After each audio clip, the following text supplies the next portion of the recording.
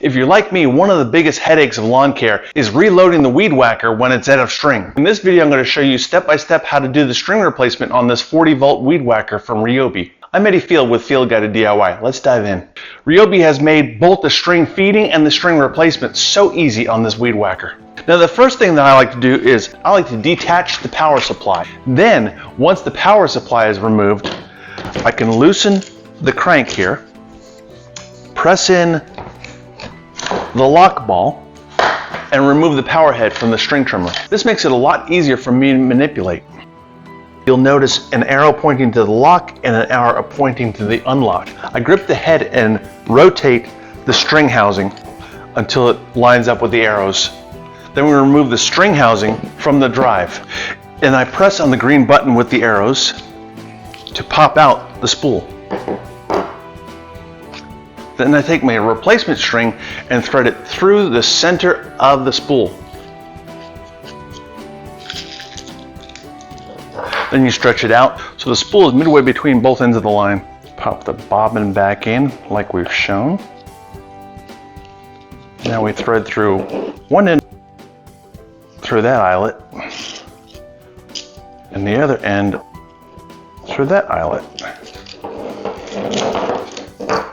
And we're going to pull out the string as we're popping the spool back in its string housing. Now you see that ridge there?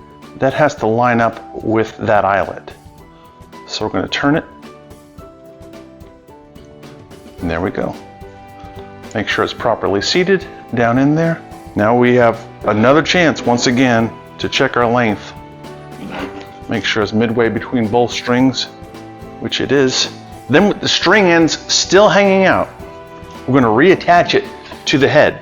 You see the arrow once again? That's going to line up with that arrow. Make sure the spring is in the center. Line it up. And give it a twist, locking it in place. Now take your crank, and we're going to turn it in the direction as indicated. Keep an eye on your string so it doesn't get fouled or knotted. That popping is normal.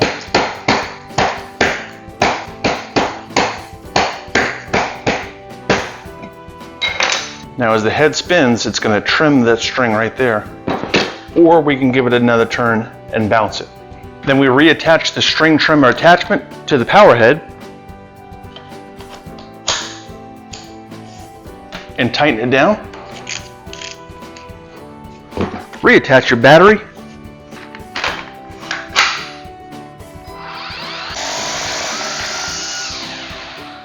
And we're ready for more weed whacking. And you don't have to slam it to the ground to get it to feed either. Just a gentle bounce releases just enough line and trims it off. So there you have it. That's the string replacement on the 40-volt weed whacker. If this has been helpful, be sure to click like and subscribe so you don't miss more videos like these.